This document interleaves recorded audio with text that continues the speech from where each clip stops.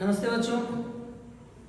पिछले टॉपिक में आपने पढ़ा था रासायनिक समीकरण और रासायनिक समीकरण के लाभ, पर आज के टॉपिक में हमें पढ़ना है रासायनिक समीकरण की कमियां। वैसे तो रासायनिक समीकरण के बहुत सारे फायदे हैं, परंतु इसकी कुछ अपनी कमियां भी हैं। उन कमियों पर चर्चा करेंगे आज।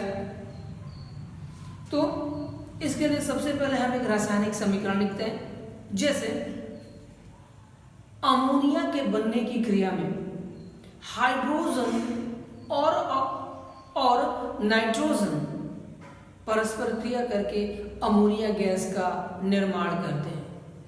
तो हाइड्रोजन और nitrogen, hydrogen H2 plus nitrogen N2, और ये दोनों क्रिया करके बना देते हैं NH3। संतुलित करने के लिए यहाँ पर 3 कर दिया जाए और यहाँ पर 2 कर दिया जाए। ये है अमोनिया के निर्माण की रासायनिक क्रिया का समीकरण। परंतु इस समीकरण की सबसे पहली कमी है कि इसमें अभिकारकों और उत्पादों की भौतिक अवस्थाओं का ज्ञान नहीं होता है। जैसे H2 ये हाइड्रोजन का संकेत है और N2 नाइट्रोजन का संकेत, परंतु ये अगर हाइड्रोजन ठोस अवस्था में रहे, जमा हुआ रहे, तो भी इसका संकेत H2 ही होता है, और अगर ये लिक्विड फॉर्म में रहे तो भी इसका संकेत H2 ही होता है, और अगर ये गैस है तो भी इसका संकेत H2 है। तो इस समीकरण को देखकर हमें इसकी भौतिक अवस्थाओं का ज्ञान नहीं हो रहा। तो सबसे पहली कमी है कि अभिकारकों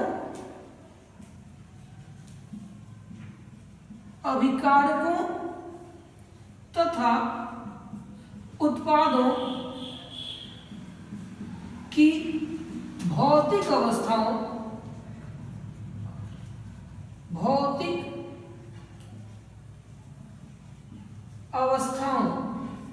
जैसे ठोस,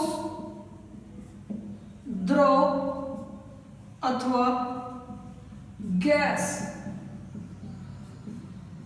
का ज्ञान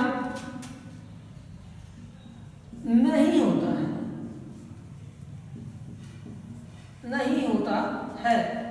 तो ये रासायनिक समीकरण की सबसे पहली कमी है कि अभिकारकों और उत्पादों की भौतिक अवस्थाओं का ज्ञान नहीं होता है। चलिए दूसरी कंडीशन हम ये देखते हैं कि हाइड्रोजन और नाइट्रोजन से अमोनिया के बनने की क्रिया में कि क्या किसी प्रकार का कोई उत्प्रेरक प्रयुक्त होता है या नहीं होता है। वैसे इस अभिक्रिया के लिए उत्प्रेरक का प्रयोग किया जाता है। आयरन उत्प्रेरक और मॉलिब्डेनम वर्धक के रूप में प्रयुक्त होता है, परंतु इस समीकरण में ऐसा कहीं कुछ दिखाई नहीं दे रहा है।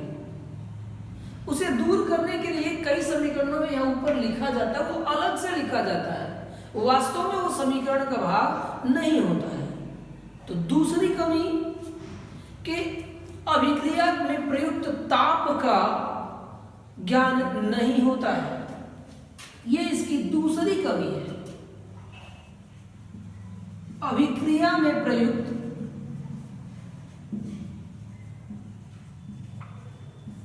ताप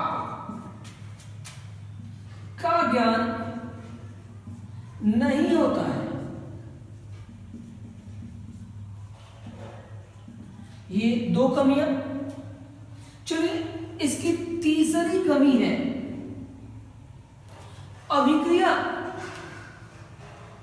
किन परिस्थितियों में हो रही है। अर्थात अभिक्रिया के ताप के साथ साथ उत्प्रेरक की जो बात की थी मैंने कि इसमें उत्प्रेरक यूज होता है या नहीं होता, अतः ये भी एक कमी है कि अभिक्रिया में प्रयुक्त उत्प्रेरक का ज्ञान नहीं होता है। उत्प्रेरक का ज्ञान नहीं होता है। अभिक्रिया किस स्पीड से चल रही है, अर्थात यह अभिक्रिया बहुत जल्दी समाप्त हो जाएगी या बहुत समय तक चलती रहेगी, इसका भी ज्ञान इसे देखकर नहीं होता है। अगर केवल एक समीकरण लिख दें, जैसे मैंने यहां लिख दिया H2 plus O2 converting into 2H2, केवल ये समीकरण देखकर आप समझ लें क्या यह अभिक्रिया कितने समय में होती है, इसका ज्ञान हमें नहीं होगा। हमें देखने से पता नहीं चलेगा, हमें तो सिर्फ इतना पता कि हाइड्रोजन और ऑक्सीजन मिलाने से जल बनता है, परंतु ये जल कितने समय में बनता है, इस अभिक्रिया को देखकर ज्ञान नहीं हो रहा। ये अभिक्रिया सैकड़ों सालों में पूरी होती है, पर केवल समीकरण से ज्ञान नहीं हो रहा। अतः हम कह सकते हैं कि किसी रासायनिक समीकरण को देखकर अभिक्रिया के गति का ज्ञान नहीं होता है। तो चौथी कमी,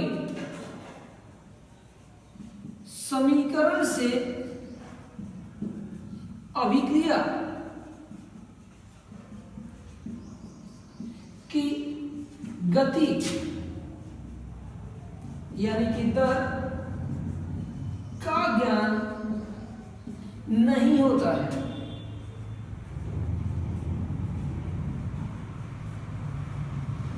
और अगली इसकी कमी है, और अगली कमी कि यह अभिक्रिया उत्क्रमणीय है या अनउत्क्रमणीय, इसका भी ज्ञान नहीं होता है। लेकिन यह अभिक्रिया अमोनिया के बनने की अभिक्रिया एक उत्क्रमणीय अभिक्रिया है, इसका ज्ञान नहीं होता। इसके लिए अलग से एक रिवर्सिबल का निशान यानी कि दोनों दिशाओं में, एक इधर और एक इधर, इस तरह से उत्क्रमणीय निशान लगाया जाता है। तो यह भी समीकरण का भाग नहीं है। अतः समीकरण से अभिक्रिया के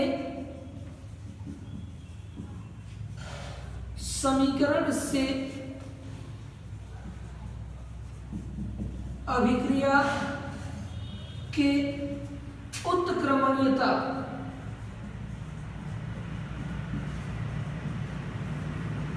का ज्ञान नहीं होता है।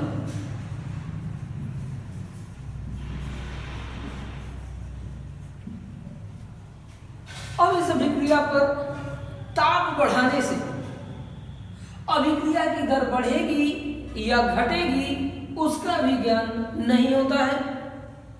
और किसी रासायनिक समीकरण को केवल देखकर हम उनकी विशेष परिस्थितियों यानी उसमें ऊष्मा उत्पन्न हो रही है या ऊष्मा अवशोषित हो रही है, अर्थात उत्सर्जित हो रही है या अवशोषित हो रही है।